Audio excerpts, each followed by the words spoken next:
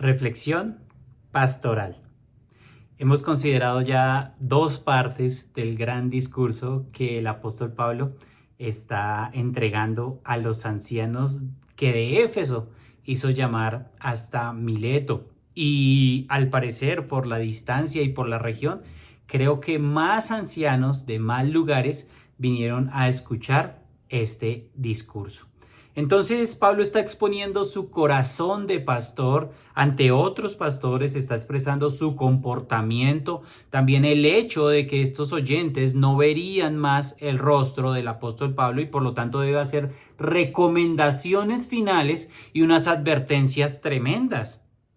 Pablo en otras ocasiones tendrá la oportunidad de escribir las llamadas epístolas pastorales, como lo son primera y segunda carta a Timoteo y la carta a Tito. Se denominan así porque contienen consejos de Pablo a los otros pastores o líderes de la iglesia. Pero lo que tenemos en este sencillo versículo se puede denominar una pastoral en un versículo, o como pusimos por nombre, una reflexión pastoral. Observemos Hechos capítulo 20 y versículo 28 porque vamos a hacer un énfasis a este versículo. Es Hechos capítulo 20 y versículo 28. Usted lo tiene en su Biblia, ya cuando estamos reflexionando en los Hechos, ya sabemos que debemos estar allí en Hechos capítulo 20 y vamos a observar hoy el versículo 28. Dice el texto: por tanto, mirad por vosotros y por todo el rebaño en que el Espíritu Santo os ha puesto por obispos para apacentar la iglesia del Señor, la cual Él ganó por su propia sangre. Entonces, primero podemos notar esto de que vosotros, ¿quiénes son esos vosotros que deben tener cuidado, que deben estar mirando por sí mismos? Bueno, son los ancianos del versículo 17. Pero también dice que a ellos el Espíritu Santo los ha puesto como obispos. ¿Para qué? Para apacentar. Y los que apacentan son los que desarrollan una labor pastoral. Entonces, el término anciano, obispo, pastor, se usa para referirse a esos que apacientan.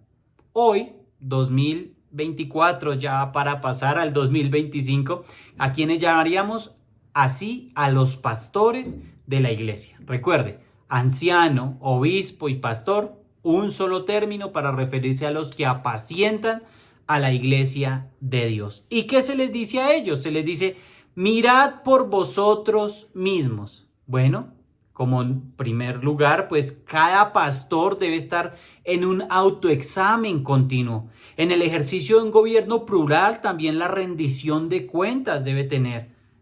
No solamente estarse cuidando a sí mismo, sino que debe estar rindiendo cuentas también a otros consiervos.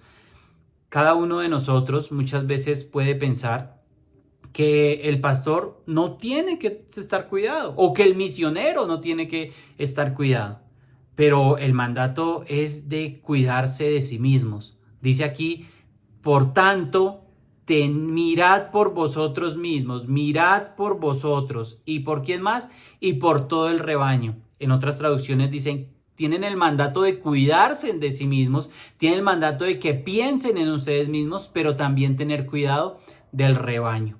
Y cada uno de nosotros, queridos hermanos, queridas ovejas de la Grey, debe tener claro que el hecho de que el siervo, el pastor, la persona que está en liderazgo, parezca ser una persona muy espiritual, que de pronto no tenga problemas en su vida familiar, en su vida espiritual, es para decir: no, él cuida de él solito. No, mis amados, como hermanos en Cristo también tenemos que tener la gran responsabilidad de cuidar de nuestros pastores, de orar por ellos y de estar cuidando también de nuestros misioneros, de nuestros siervos, de nuestros consiervos.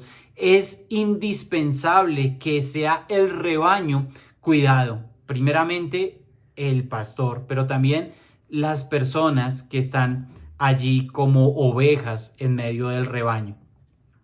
Los ancianos, en el ejercicio del cuidado pastoral, No pueden seguir otro ejemplo sino el ejemplo supremo del gran pastor de las ovejas, del príncipe de los pastores. Es el Señor Jesús. A Él es a quien sirven los ancianos, los pastores en la iglesia local. Es necesario notar que los ancianos no están sobre la iglesia, no están sobre el rebaño como dueños o jefes, sino que ellos están dentro del rebaño. Mira lo que dice el texto, usted puede leerlo allí, dice, en que el Espíritu Santo os ha puesto por obispos para apacentar. Allí estamos, por todo el rebaño en que el Espíritu Santo os ha puesto. Así es de que no está sobre la iglesia, sino que está dentro del rebaño para ser sobreveedores, para vigilar, para estar atentos a los peligros que puedan venir sobre el rebaño.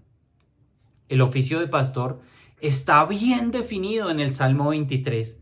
Él es quien apacienta, y quien apacienta debe buscar fielmente una comida y una dieta balanceada. Como dice el Salmo, en lugares de delicados pastos me hará descansar, junto a aguas de reposo me pastoreará. La reflexión para cada pastor, para cada persona que está dando alimento sólido al rebaño, es de que pueda estar teniendo esa dieta balanceada, que no hablamos nuestro propio plan, que hablamos lo que la Escritura dice, y entonces allí puede estar buscando fielmente la comida y la dieta balanceada. Querido amigo, ustedes saben cuántos andan por ahí hablando e inventando cosas que no hacen parte de un buen alimento, que no hacen parte de una buena dieta. Sobran las personas, los que se hacen llamar pastores, que están hablando y entregando una dieta mal diseñada y una dieta que producirá más dolores que beneficios al estómago del creyente, hablando espiritualmente. Cada creyente necesita aliento también, y también cada creyente necesita ser conducido con un ejemplo fiel por las sendas de las justicias.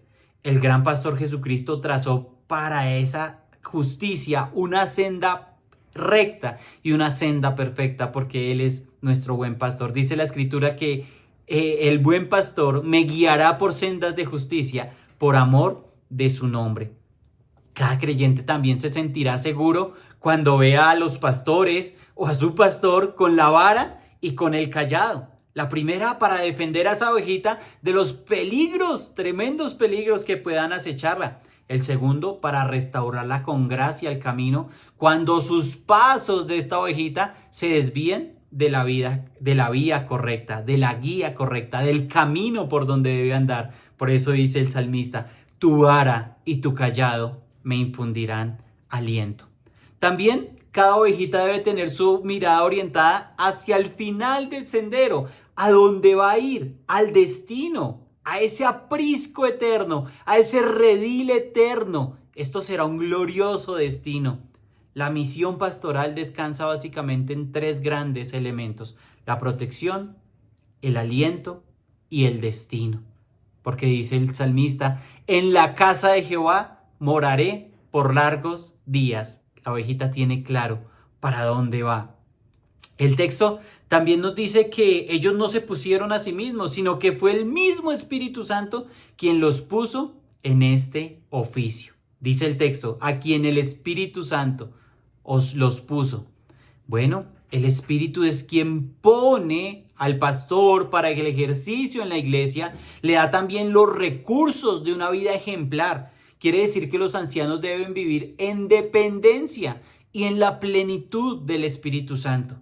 Es el Espíritu Santo quien pone, pero usa a la iglesia o a la asamblea para confirmar este llamado, para confirmar el don que ha entregado a un siervo que es pastor. No existe tal cosa como un aparecido que diga, el Espíritu Santo me puso aquí y ahora soy su pastor. No, es el Espíritu Santo quien pone y la iglesia confirma. Entonces, aquí vemos que por lo delicado del asunto, No se trata de personas que puedan enseñar con palabras, sino de conducir con el ejemplo. Ahí tenemos las epístolas pastorales. Son severas, son certeras, donde las exigencias de un testimonio y de una vida ejemplar son condicionantes para poder sobreviver y pastorar la iglesia. En otras palabras, Jesús lo diría: hipócrita, saca primero la viga que hay en tu propio ojo para que así puedas sacar la pajita que está en el ojo de tu hermano. Los pastores son puestos nada más y nada menos en la iglesia de Dios, como dice el texto. Sobre la iglesia de Dios, en la iglesia de Dios que el Espíritu Santo los ha puesto. Es la iglesia del Señor. ¿Para qué? Para apacentar bajo la prioridad no de la regla, no del legalismo, no del libertinaje, sino más bien del amor. Porque si el amor no es el motor que impulsa cualquier trabajo en la obra del Señor, ese ministerio se convierte en tan solo ruido que molesta a Dios y molesta a la iglesia, como nos lo dice la primera carta a los Corintios en el capítulo 13. Podríamos preguntarnos, ¿por qué apacentar la iglesia del Señor? Bueno, también el texto nos lo dice, porque Él la ganó por su propia sangre. Podríamos también decir literalmente, la cual salvó por la sangre del propio. Sí, fue por la sangre de Jesús. La iglesia es una adquisición de Dios y el precio es la sangre de Jesucristo. Se entiende que hay diferentes ovejitas en el rebaño. Esas ovejas que al parecer son tan débiles que apenas tienen valor en este mundo ante los ojos de los hombres. Pero, ¿sabes? En realidad son valiosas para Dios.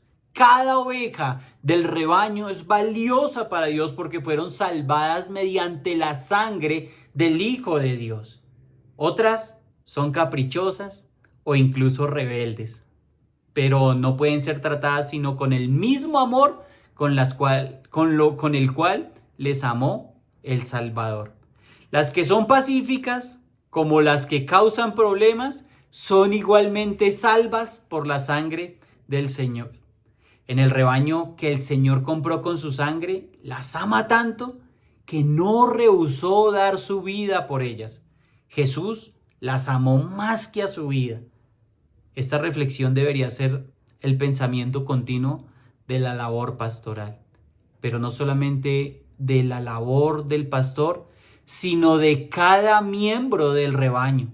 Cada miembro del rebaño debería estar reconociendo el trabajo que hace un pastor, pero también la importancia que Dios le da a la iglesia de Cristo, porque el texto nos dice que es la iglesia del Señor, la cual Él ganó por su propia sangre.